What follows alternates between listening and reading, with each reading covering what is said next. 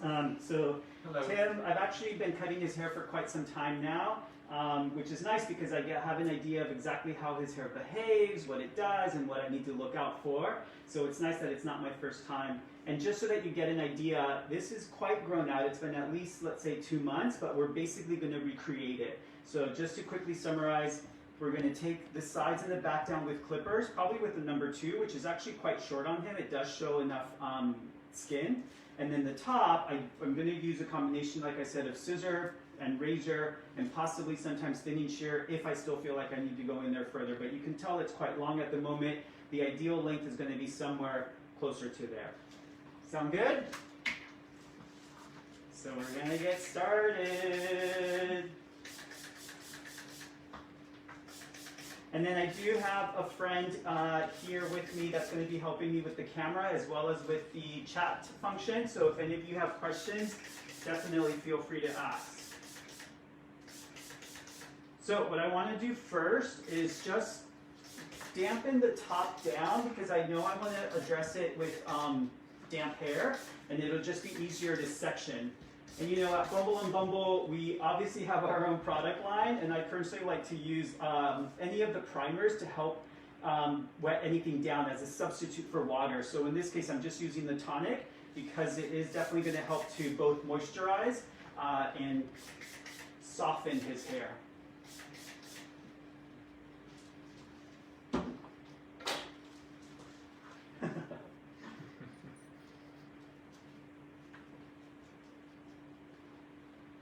So the next thing that I like to do in this case is I'm just going to comb the product through from roots to ends, really make sure it's in there, but also getting an idea of how his growth patterns behave and almost trying to counteract them a little bit if I notice that anything isn't going to behave in my favor.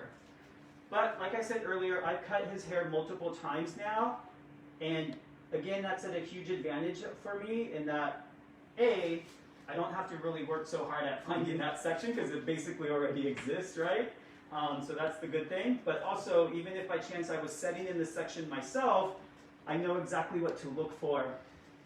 And one of the things that I actually did try changing on the sectioning pattern with him, and this was a little while ago. When I first met him, he had a similar haircut, but this went up higher than the recession itself. It actually kind of ate into his little high recession a bit, which was fine, but over time we've actually grown it out. You can see this is how much it's grown out, and look how long the top is. So there is a bit of a disconnection from that little excess bit that we've been growing out for quite some time.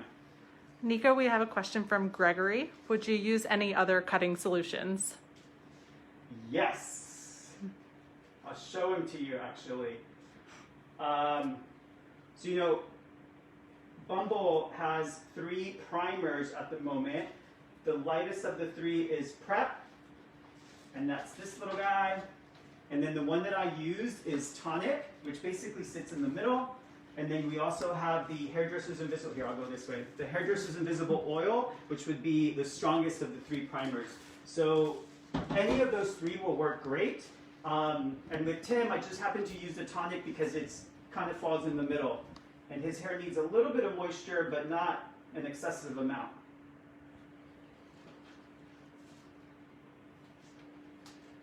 I have a question. Is this something that you would, like for me on my own, is it something that I would use when my hair is wet or when my hair is dry? Good question. So generally, the most common scenario for these primers is right out of the shower. So you would towel dry, and then you use it to help detangle, to moisturize, even to bring the pH level back down. So that makes the most sense. If by chance you woke up and you had a bit of bedhead, kind of like you did this morning, and you didn't want to jump in the shower and re-wet it, you can actually use the tonic the way that I did, not in as heavy an amount, but just lightly, and it'll allow you to restyle your hair. So you can use it in both scenarios. Okay, and Gregory has another question. Are they water and oil based, and do they require shaking compared to other brands' tonics? Yeah, great question. They are water and oil based. They don't require shaking actually. None of those do. They're ready to go right out of the bottle. Okay, so I'm just going to start here, and we'll work our half of his head on this side. while he's nicely parted, and then I'll part the other side and do the opposite side. I am going to go ahead and jump in with my Oster Classic 76s here. And just to show you guys, I have a 2 on there. I'm actually still kind of debating whether we should go 2 or 3.5.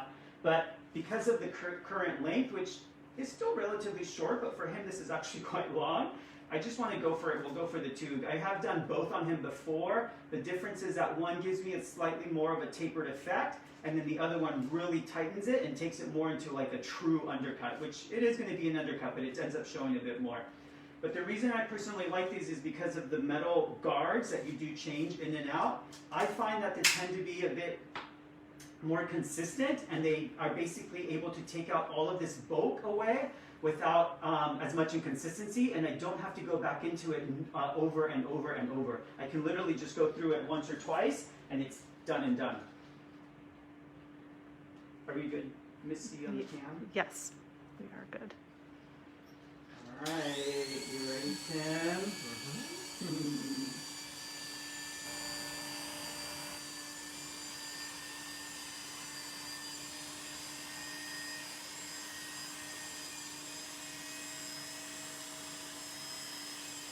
So one of the things that I like to do, if ever you're unsure, the first thing I'll mention is always start with the highest guard. Again, I've done both on him before. I know the difference. I knew that I wanted to go for it, so we just are going right in with the 2.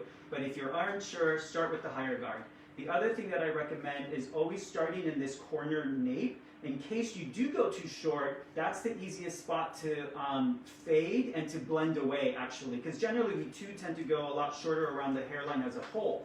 But as an example, if I went too short here, then I kind of have to continue that all the way around. And not that this is too short at all, actually it isn't. And I am gonna, if you notice, his hairline actually grows both up and in these corners. So I actually like to flip the machine around and I come against the hair growth.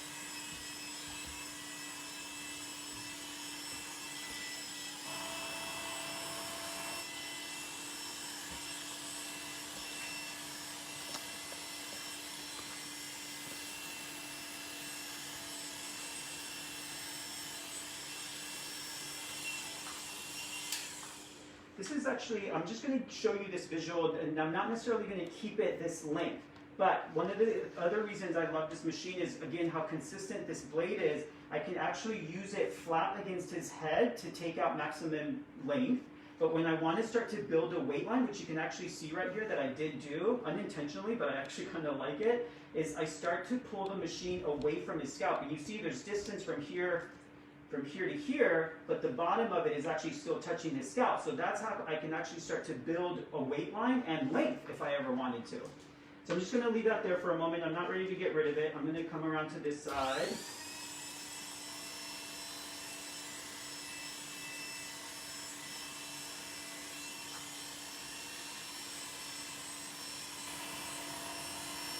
I also feel like I'm yelling. That's all I am. I'm just going to borrow this for a moment. His hair right here is a little too long, and the mask was in the way, so I just removed it for a sec.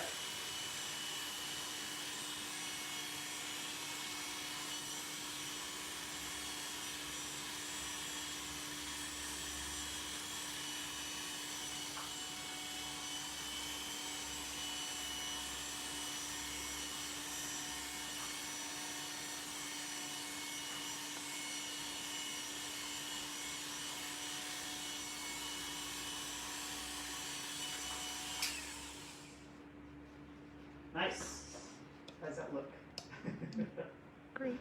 Since I can't really see. It looks So, good. I just want to explain a couple of things while we're here. As far as the sectioning goes, this is a really great way to be able to find that perfect spot in terms of how to section the top from the sides and the back. So I'm just going to give you a quick visual. So imagine that there is a box on his head. So this is the top of the box, this is the side. You can see where the comb lays flat on top of his head and where the comb lays flat on the sides of his head.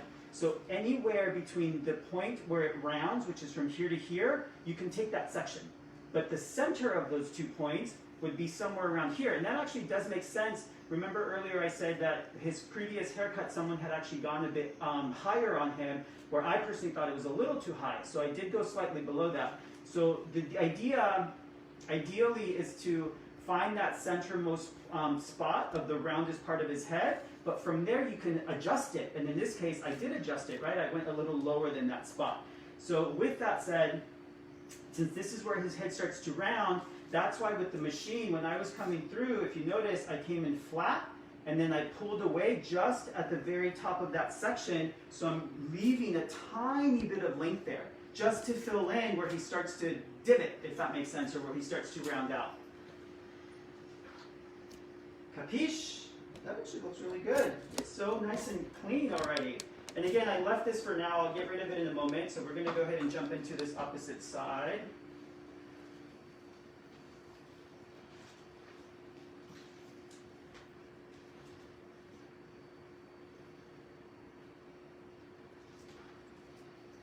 And this is also why I decided to pre-wet the top, not just to set myself up, since I know that I'm actually going to eventually cut it damp.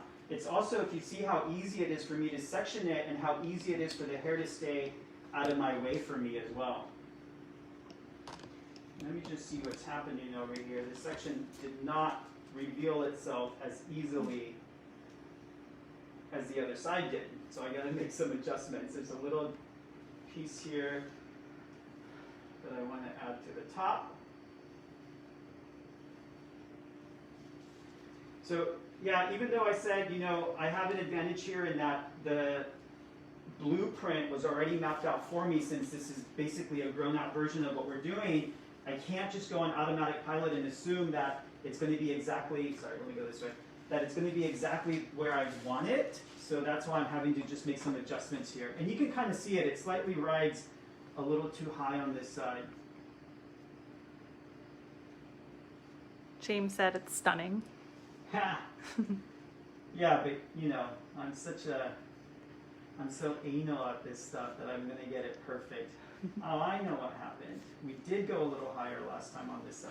You know, he wears his hair mainly on both sides, but this side to me, I was safe on going a little higher because his recession does fall a little higher than the opposite side. It travels a little higher than the opposite side.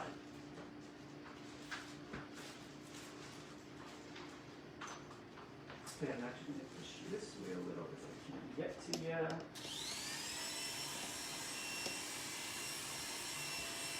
And Missy, if you need me to rotate him for any reason, I will. I'll let you know.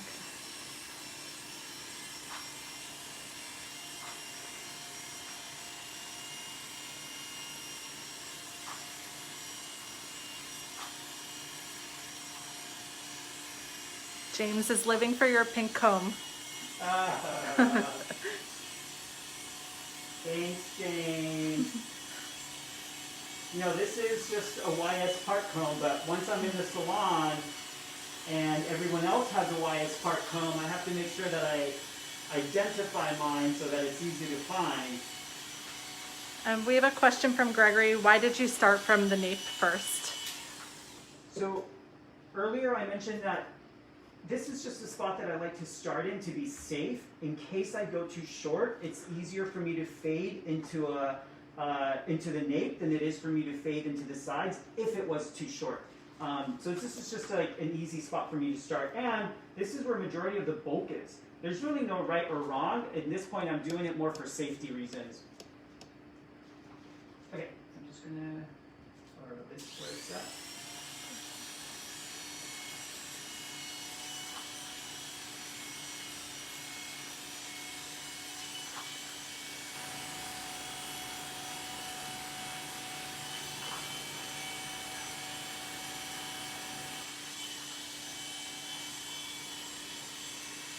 So even this little trick of holding the ear down while I work around his ear is obviously helpful to ensure that I don't run over his cartilage by accident. So this is the other thing that I quickly want to just summarize for you guys. I could easily have just gone in with that guard, right, because it is short, and completely gone right up to the hairline and not paid attention to the shape of the head or the building of some aspect of a weight line, which is, you know, what I'm trying to do there. So even though there's only a small slither, I've used the same technique if I want my weight line to sit here, here, here, or even here. This idea of using the machine and really angling either straight up or straight out to build length is adaptable at any point on his head. For him, we do want to be quite aggressive with the idea of this undercut, but I'm just leaving the smallest little slither of length there. And now just to show you guys, I have to come back. Like I said, I left, there's obviously a big chunk there that I need to get rid of. And I wasn't necessarily ready to take care of that from the get-go.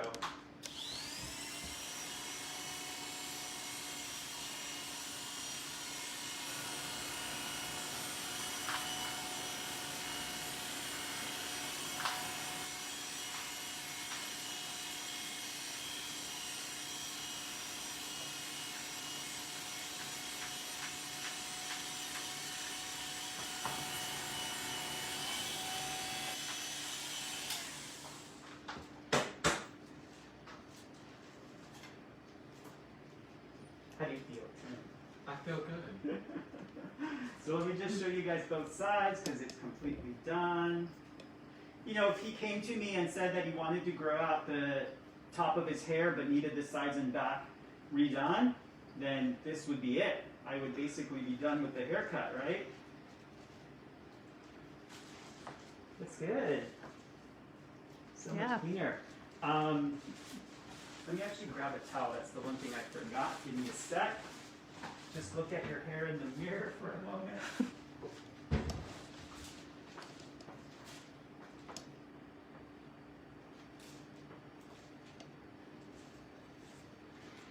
Okay, so let's move on to the top.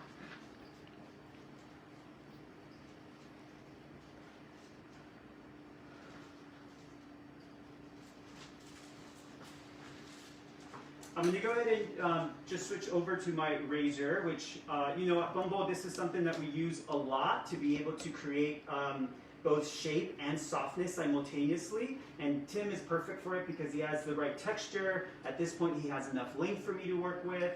And I'll kind of break down the idea of the use of it as I go. What I want to do first, though, is remember I only have tonic in there at the moment, which is a great cutting lotion, but I'm going to add a little bit of Repair Blow Dry, which is actually going to help give it more slip,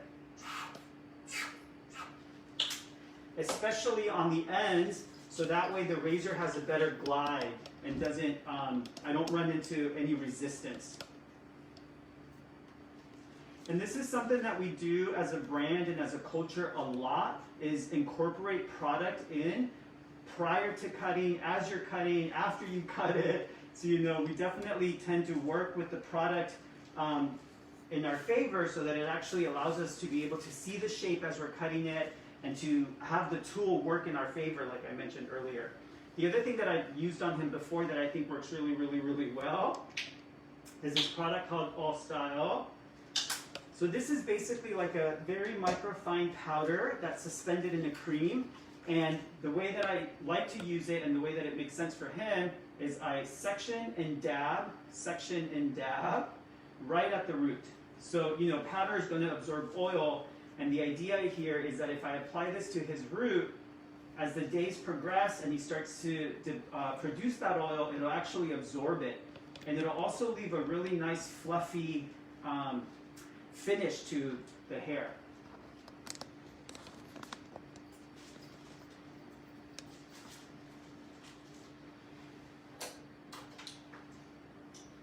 Alright, so just kind of make sure that all of that is nicely distributed. And at this point, it doesn't matter where side you start on. I'm just going to choose this side because I'm standing here, but I'm definitely going to jump back and forth from right to left. And then I realized as I combed the product through that I actually do want it to be a little damper. And I switched over to prep since I've already used plenty of tonic in the very beginning.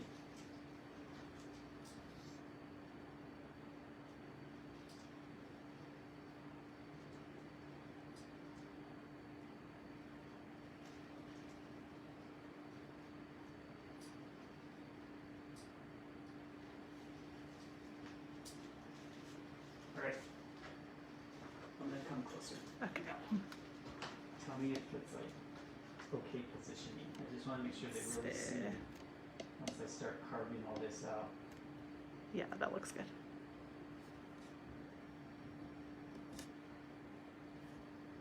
And I'll explain it in a moment. I kind of just want to start cutting and showing, and then I'll walk you through the idea.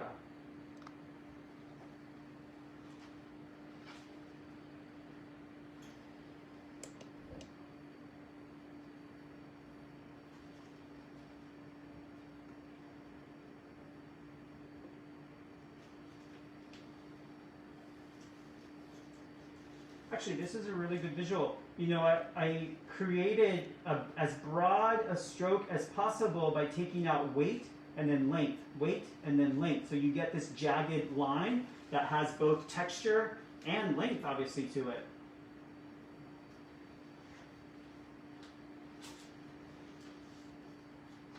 And that's really what I'm going to continue to do all the way to the center top. But like I mentioned earlier, I might actually jump back and forth between right side, left side a couple of times. So this is really, you know, if most of you are pretty comfortable with clippers, that wasn't too big of a new approach or technique that I introduced. It was pretty straightforward, I should say. But with the razor, and with how I'm creating or customizing these lengths and shape, this is really where the fun part starts. If you notice, I'm even more focused when I execute this. James said, wow, like butter. Yeah, you know, a big part of that is the products that I used, right? But even prior to that, with my training, which you know, at Bumble, I definitely had to go through pretty rigorous training that took me almost 2.5 years to complete as an assistant. And the first part of it is all scissor work. A lot of what Vidal Sassoon introduced to our industry, I was basically learning how to construct a shape and how to put a shape on a round head. And that's a big part of why I'm so comfortable at this point, is because I've gone through the training that allowed me to see, oh, if I cut this square or round, I know exactly how it's going to fall.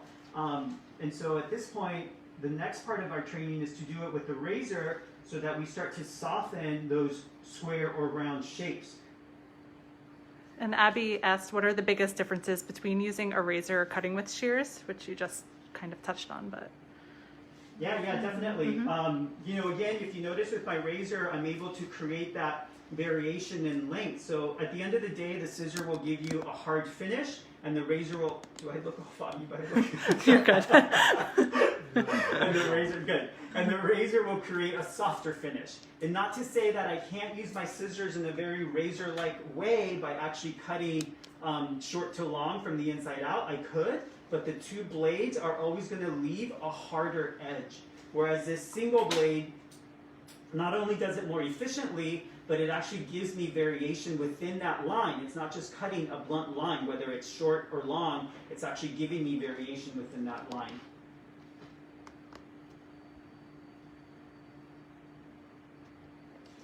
One of the things that I'm noticing is I am definitely running into his previous haircut in some of these sections where I still see a lot of the weight that I created last time.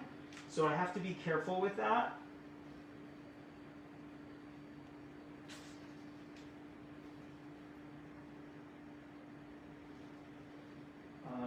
Can you lower the chair a little bit? Or all the way down, I guess, because now you're too tall. It's on the side there. Perfect. Missy, is that okay still? Yes, I'm adjusting.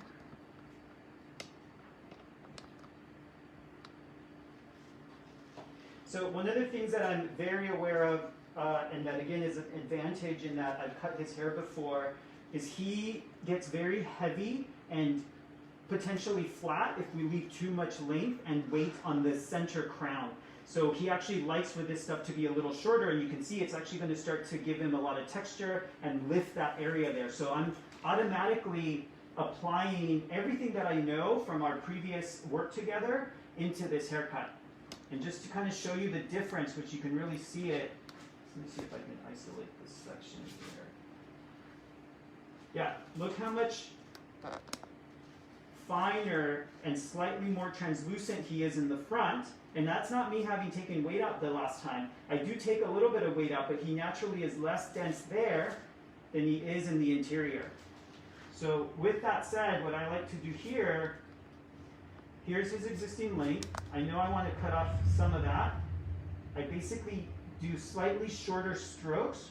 You notice that I don't go that deep into the interior. And now I start to get a lot deeper where I'm starting to get into that heavier stuff, which lives all the way in here.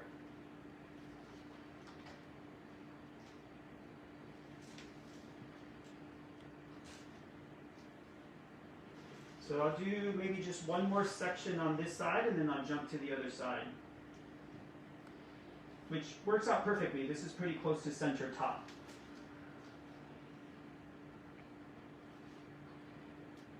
And then just to kind of go back to, my training, this is all the stuff that we are taught to pay attention to, especially with the razor. Because if I were just to go on automatic pilot and create the exact same stroke and the exact same weight removal all over, it just would look very unbalanced, and he would probably not like it if I were to take as much weight here as I am back here. It would just be way too translucent. Look at that. Jesus, I'm so good. Just joking. Okay, so keep that in mind. We're basically going to recreate that same idea, but on this opposite side. Let me actually bring him over. The easy thing here is that my parting is already there from what we did earlier. But the hairline back here is telling me to subsection it out, and I'm actually going to start back here. So let me actually show you what is happening. He does have, almost everyone has this really strong growth pattern in the center of the crown, and it tends to spin in a circular motion outward. And his is quite strong, actually. This was what we would refer to as his axis point. And it does get equally as strong as it comes around this bend. So what I want to do is isolate these subsections and treat them slightly the way that they grow. So I'm going to take this curved subsection to follow his growth pattern.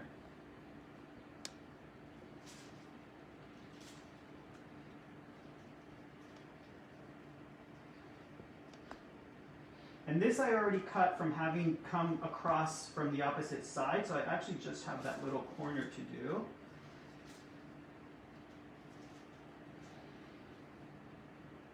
And then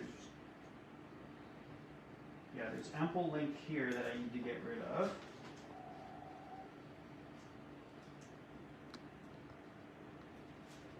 There's all that weight and texture, and look how much length is coming off. I don't know if you can see it there, like that's a good chunk of length that needed to come off.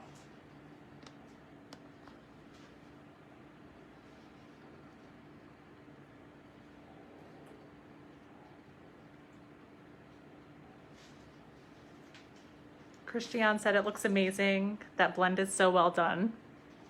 Yeah, thanks, and I want a Christian. clipper cut from Nico. Yeah, I have to give credit to Victor Cuevas, which, when we first started to expand our clipper curriculum, because, for a long time clippers weren't popular, especially in high-end salons. We were doing a lot of scissor over comb. That I definitely learned during my training back at Bumble when I was still an assistant. Sorry, this feels a little bit too dry for my taste, so I'm just going to slightly dampen it. But over time, prior to us developing a clipper curriculum and actually offering a class on clippering, I just started playing around on friends of mine that needed haircuts, and this fade became quite popular. At this point, it's been over 5 years, maybe even over 10 years that the fade has been quite popular. But I just started playing around, and then we actually had Victor come in and train us on his clippering technique, and we were able to adopt it and kind of borrow from it and make our own. And at this point, I've kind of meshed a lot of what I learned from Victor, a lot of what I learned from my training, and a lot of what I learned from my own experience of just practicing on my own friends with the clipper, and turned it into my own little technique per se.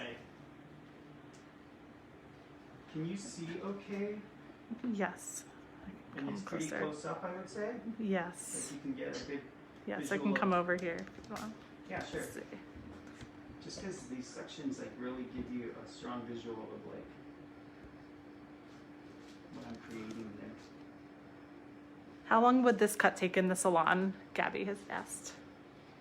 So it can, you know, with guys that I've already been seeing for a while, I can do it as quickly as 30 minutes. We tend to book out on the 45, but because of COVID, you know, we actually extended those that timeline to an hour and 15.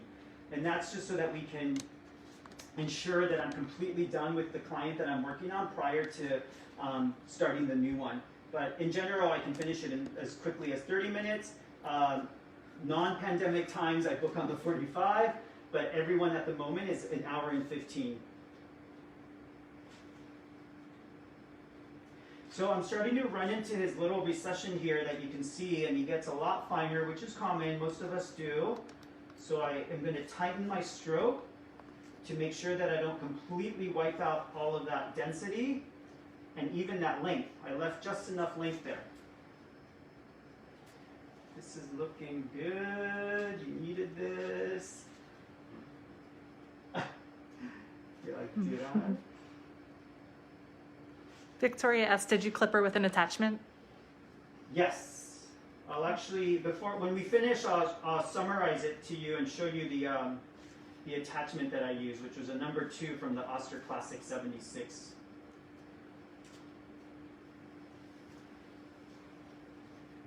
Yeah, I mean, again, look at how easy this is going to be for him. By having all that variation, you just kind of have these little tendrils of hair that are going to creep over it. And sometimes he can part all of this over and show off the disconnection. And then sometimes he'll be able to have some of these lengths sit on top of it and just sit over it as still a disconnection, but with more length, obviously.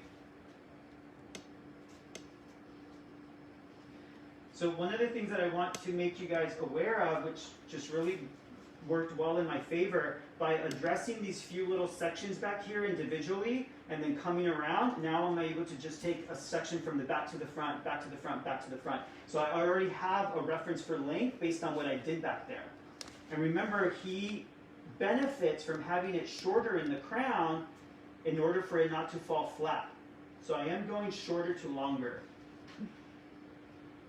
And that's actually the other thing about using a razor, and one of the things that we try and teach at Bumble, as well as really try and get people to understand, is this idea of using your eye is the first thing, but also customizing it and then being able to work in a very organic way. So let me quickly summarize that.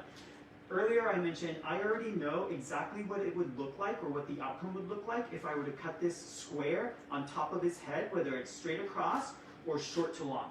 Remember, if I were to do that with elevation, when that falls back over, I'd have the same thing, which is a little bit of an overhang.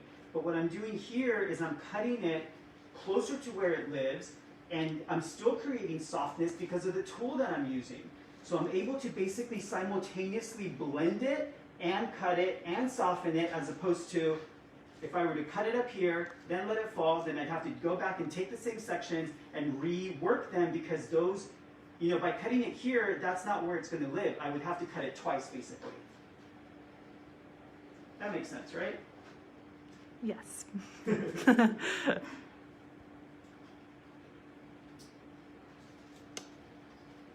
you know, I actually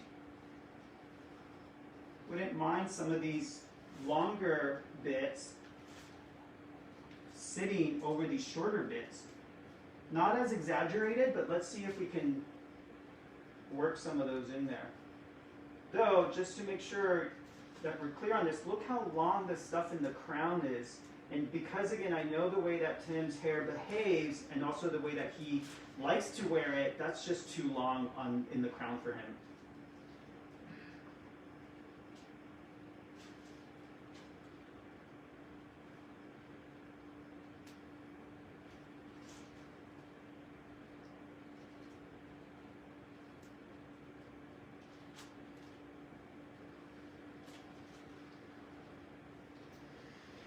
think I have just one more section to finish and reach the opposite side. So again, this worked out really well in my favor. Everything in the crown is done. I just have a little bit right there that got missed. I am dragging a little bit of that hair on from the opposite side just to have it in my hands. It's not going to get cut, meaning, look, this stuff doesn't hardly even reaches my fingers.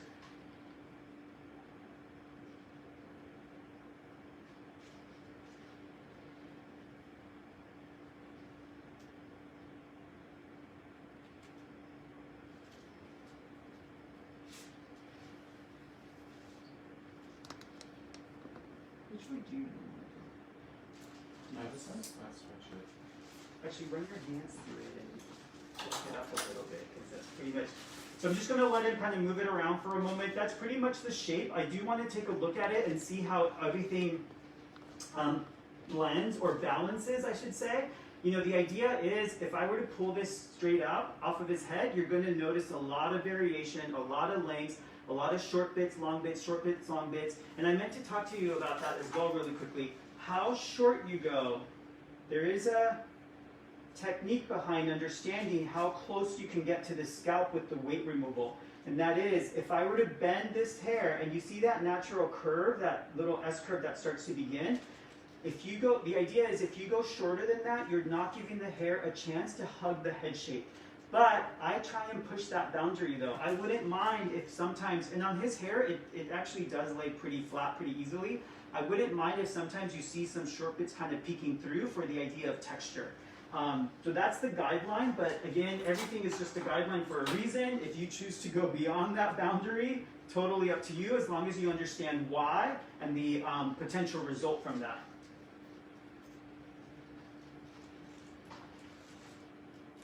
Whoa!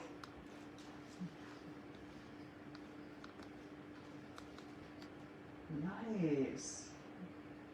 I killed this one. Oh, yeah. Maybe we should do it on video from now on because I do my best work. How am I on time? Oh, wow, I blew through this one then. So I just wanted to dry a little further so I can get an idea of how it's actually going to behave. So I'm just going to see if I can shake this out. But I actually thought I was going to have a lot of work to do in the end to help balance it, but since I was paying so much attention to my stroke, my weight removal, and the overall length as I was going through it, I think I did it really well. But let me actually, I'm still going to go through the motions just in case, sorry, so this way, just in case I do find some stuff. So now, totally okay just to go right down the center, pull this straight up. And this is what I meant. I like all of that variation. That's one of the beautiful things about the razor is that it's going to give you that variation. So I don't want to go in there and blunt any of that stuff off because I would get rid of all of that work that I just did. But what I do want to do is strengthen any bits that are a bit too soft or too excess. You all right, Tim? Is it blended in the crown? Gino asked. Blended. Yeah, he jumped in a little late. That's okay. Not sure if I know what that means. No, actually, the whole top is disconnected from what I did on the sides and the back. It might look that way though, because this is another huge advantage about him is that he has such a strong rounded head shape that it's really easy to just cut it very black and white, and even up here have this really distinct disconnection, and yet make it look like it kind of blends. Because look, the silhouette looks really consistent on him. It's also, his hair is on the finer side, and it's able to just kind of lay flat and give this illusion of just like one consistent shape. So, you know, I'm at a benefit there. But, you know, I do this a lot. Even, you know, when I was first experimenting, like I said earlier, with some of my friends, I would play with this disconnection a lot because it was really popular back then. And regardless of whether their head shape was in my favor, their density was in my favor, or all the other things that I mentioned about him, I could still make it work. and that is whether I went higher or lower on some of them, whether I took more weight on some of them, whether I went shorter or longer. Like I would change the variables for each individual so that I can make it work. So on this side, for whatever reason, there's an extra long one right here that I don't think needs to stay. And I'm just taking pretty big sections. There's no rhyme, right or wrong, or rhyme or reason to it, other than I'm just checking to see how everything relates, and if there's any like really crazy long bits, kind of like in here. This one feels a little too long. So yeah, you know, if I were to able to stand this straight up for you, the idea is that we went basically shorter to longer this way, even slightly shorter to longer as we wrapped around the edges, so that when everything comes to the front, he's got a nice amount of length here, but these corners still feel like they slightly go into that length as well. So if you wanted it to look a little emo,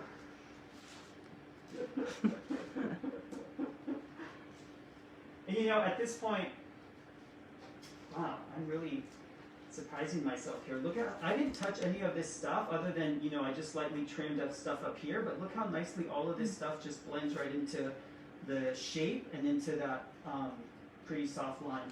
And again, up here, look, he has it short enough that he's able to wear it a bit spiky if he wanted to, but there's still enough length in there that if he wanted to lay it flat, look how easily it'll go into a very flat and flush kind of. You just have to find the direction of his hair growth there. Tim, look at you. Nico, Lisa has a question. Would you do the same technique with curly hair? Yes, especially with curly hair. Yeah, so you know, if you notice that whole idea of using the razor back and forth and creating weight and length, it works amazing with curly hair. The tricky thing with curly hair is that you might have more of a ledge because it's generally fuller and it can expand more, but I would just have to make sure that I still blend that in and I build into the length on top. But yeah, I definitely, you can do it with curly hair, and I have actually done it with curly hair.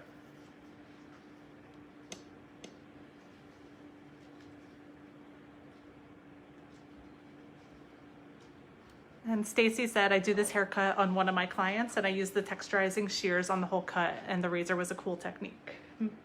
Nice, that's so awesome. You know, in my opening, I actually thought I was going to use thinning shears because I have used thinning shears on him before, and that's what I learned the last time. I left the length on top as long as the length in front, and he was like, no, that's too long and too heavy, so that's why I went back in with thinning shears to take both length and weight down. But this time, knowing that he really likes this a little shorter, I immediately just started, you know, chopping into it. So I actually saved myself a lot of work this time around by knowing that, so I don't feel the need to use the thinning shears. But yeah, I'm glad that she does that, and it definitely works great. So I'm very happy with the length, I'm very happy with the shape and the texture. I'm basically done. I'm even happy with the way his hair is behaving with the existing product, because it's really, if you notice, it's giving him a lot of texture basically. So I'm going to go ahead and finish it off with a little bit of the Sumo clay. Just for the very ends, especially now that they just got razored, I want to make sure that I seal them and really give these little guys more definition. So just on the very ends. So I'm trying to just let it catch.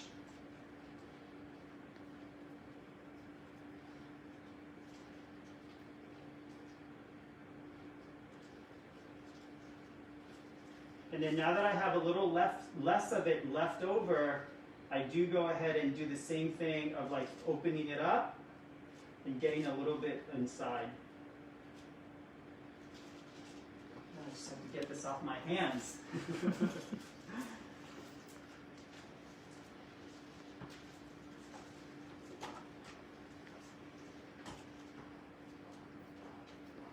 So that Sumo clay immediately acted as almost like a wax, because it's given him a lot more definition, and I can actually mold it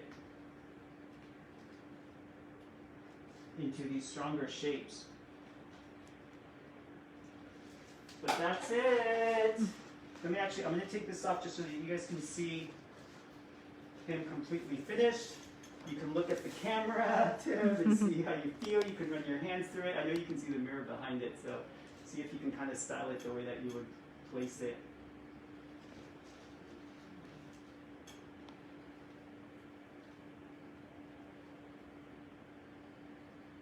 You gotta just rub these little guys down. There you go.